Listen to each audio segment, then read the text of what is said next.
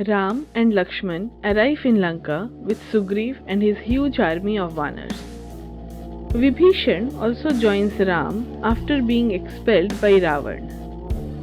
A furious battle starts on all fronts around the fort of Lanka. But even after 5 days of battle, Ravan or any of his main commanders do not come to the battlefield. So Ram sends Angad to challenge Ravan to the fight.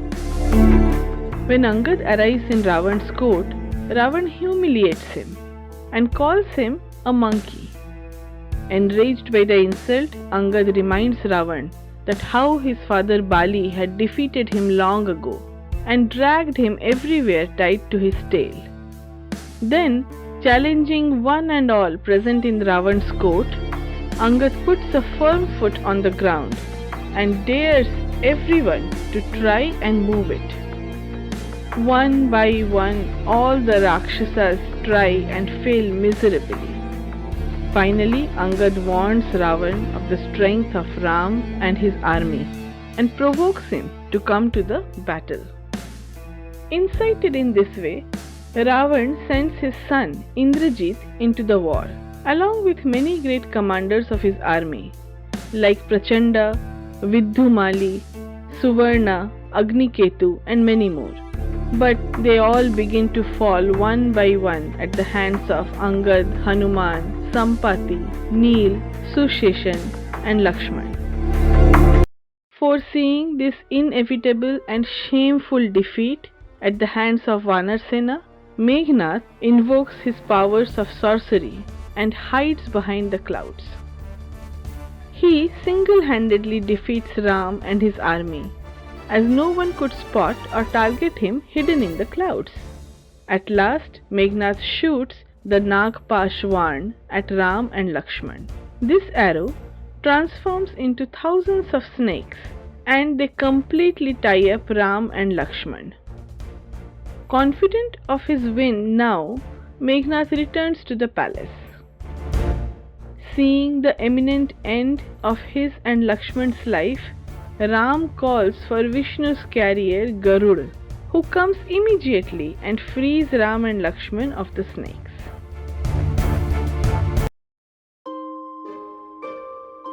Kumbhakarna was the younger brother of Ravan. He was as huge as a mountain and a very powerful Rakshas. Long ago, he managed to please Brahma with his severe penance. When Brahma appeared, he wanted to ask for a boon of Indrasan, that means the seat of Indra, or to be the king of the gods. But foreseeing this, Indra sends Saraswati to sit on Kumbhakarna's tongue and change the boon. Kumbhakarna ends up asking for Nidrasan, that is, a state of sleep, and Brahma immediately grants his wish. But realizing the mistake, he pleads with Brahma to spare him of a lifelong sleep, and Brahma obliges. Therefore, now Kumbhakarna sleeps for 6 months a year and stays awake for the next 6 months. But Brahma also said that if he is ever awoken from mid-sleep, it will be the end of him. Presently, in the battle with Ram, Ravan had reached a critical moment, losing many of his able commanders. So he decides to send Kumbhakarna to the battle, who was in the middle of his 6 months of sleep. It was nearly impossible to wake him at this state. But to obey their king's orders, Rakshasas begin trying various methods to arouse Kumbhakarna. They beat drums, blow conches, fill the room with chandan scent, bring huge quantities of delicious food. When nothing works, they start to poke and punch him. Someone pulls at his hair, others beat him up with sticks. Finally, they manage to wake him up. When Kumbhakarna comes to know all that had happened when he was asleep, he suggests Ravan to return Sita to Ram and do the right thing. But Ravan gets very angry at him. As Kumbhakarna had loved and followed Ravan everywhere, he agrees to fight Ram's army. When Kumbhakarna, who was as huge as a mountain, arrives at the battlefield the next day, he begins devouring hundreds of monkeys. The Vanars start running away for their lives. Kumbhakarna causes huge losses to Ram's army. But at the end, Ram uses Brahmastra to put an end to him.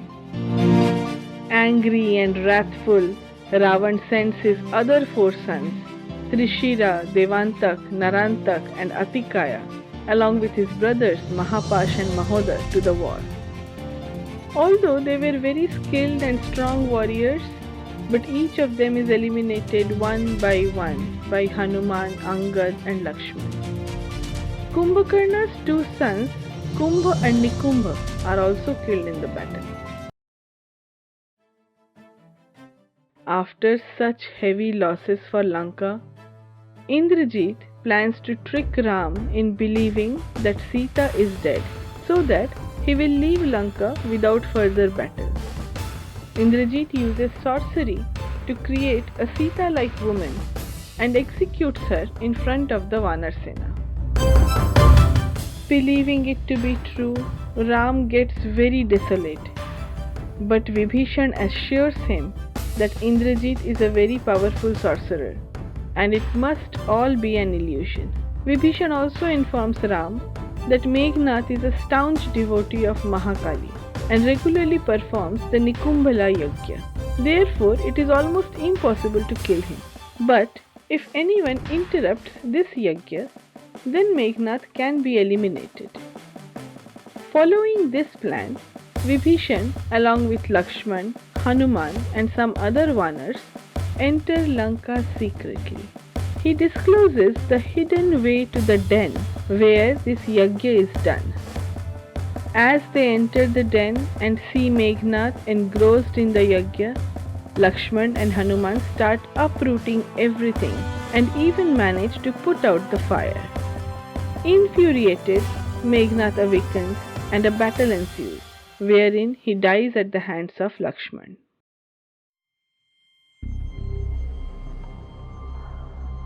After losing almost all his kin in the war, Ravan just could not accept the demise of his favorite son.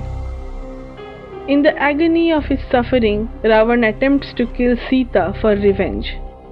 But his wife Mandodari manages to stop him, as it would be a cowardly act, and counsels him to go and face the battle instead. Finally, left with no other choice, Ravan himself commands his army to the battlefield. Ravan first defeats Gandhamadan, Neel, Kumud, Jambuvan, Gavaksh, Hanuman, Angad and Susheshan. Then he faces Lakshman. A fierce battle ensues between the two.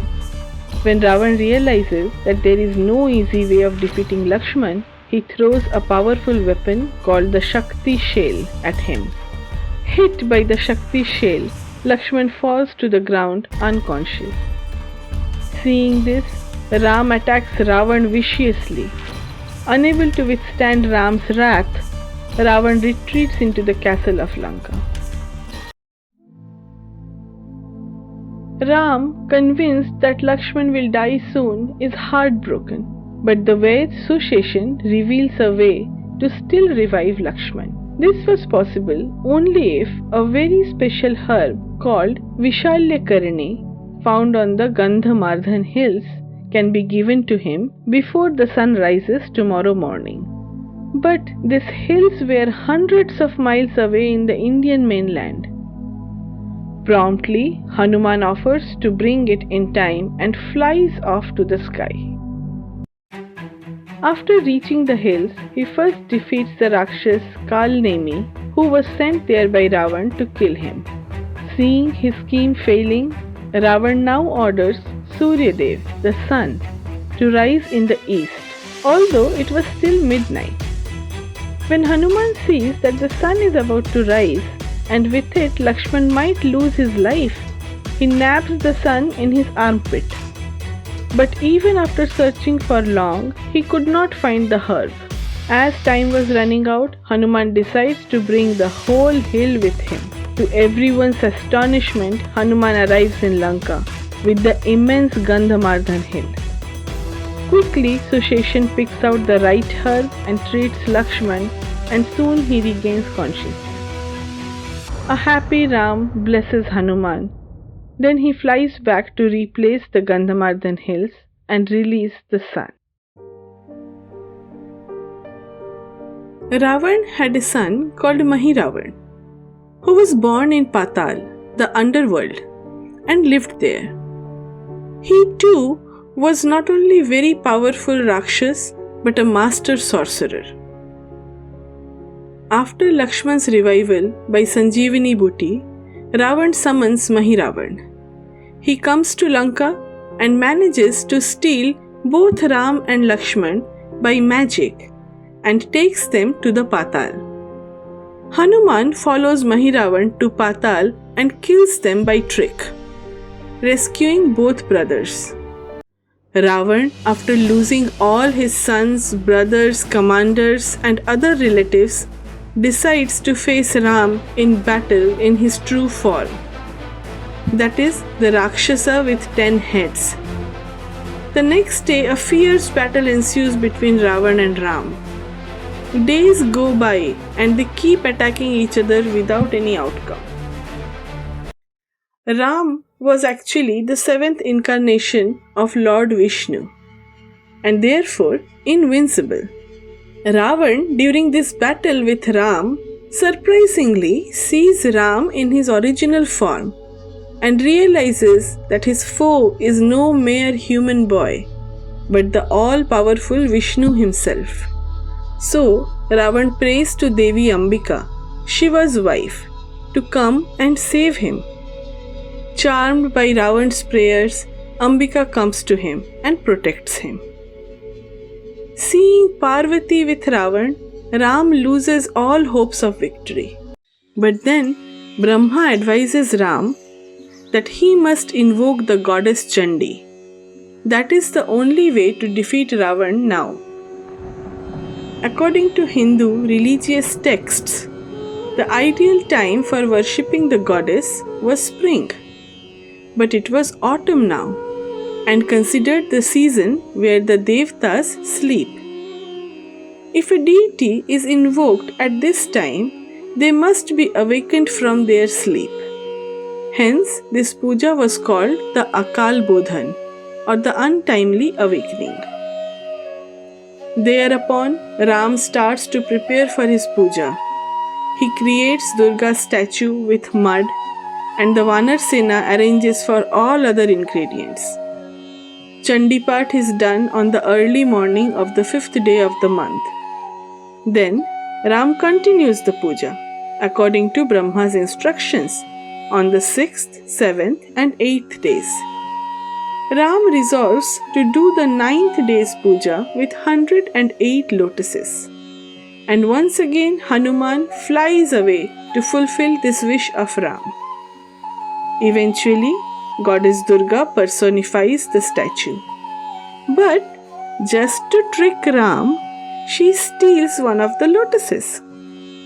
When Ram realizes that he is short of one lotus, in his desperation he decides to offer his eye instead, as he was called Kamal Lochan, which means lotus-eyed. Just when Ram was about to take off his own eye, Durga appears and stops him. She promises to leave Ravan's side and blesses Ram for victory against him. On the 10th day, Ram concludes the puja.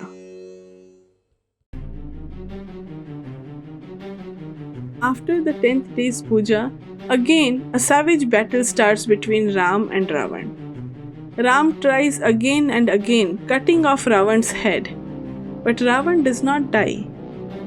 Then Vibhishan confides in Ram that by Brahma's boon, Ravan's life lies in his nabhi, that is belly button, and he can only be killed by the Brahmastra, which was gifted to him by Brahma himself.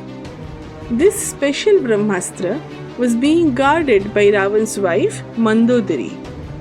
And once again, Hanuman tricks her in disguise and manages to steal the weapon. Finally, Ram pierces Ravan's Nabhi using the Brahmastra and Ravan collapses. Therefore, the 10th day of Durga Puja is celebrated as the Vijay Dashami or the 10th day of victory, and there is a tradition of Ravan Dahan, which is the burning of Ravan's effigy. Ravan was actually a great devotee of Lord Shiva. He was conversant in all the Vedas and Shastras and wrote many books. He was also a great musician, especially a skillful Rudra Veena player. Ravan was renowned both for his valor and wisdom. So, when Ravan was in his last breaths, Ram realizes that now he has to go back and be a king, although he did not get the opportunity ever to learn governance from his father, who was dead now. Therefore, he requests Ravan to teach him Niti Gyan, or politics. Ravan obliges and teaches him two things. If you want to do any good, then you must do it immediately and not procrastinate. But if you want to do something that might bring harm, you must procrastinate and think about it over and over again. Finally, Ravan acknowledges Ram and breathes his last. After Ravan's cremation, Ram anoints Vibhishan as the new king of Lanka, in return for his help and favors. Vibhishan's coronation is done with great splendor.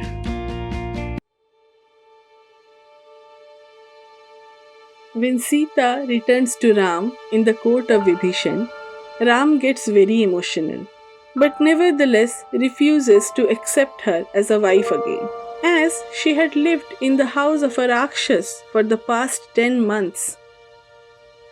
Dejected, Sita offers to enter the great fire to prove her purity. A huge pyre is prepared and Sita calmly enters it. After some time, Agni Dev, the fire god, appears with an unscarred Sita and testifies to her dignity. A humbled Ram accepts Sita back into his life.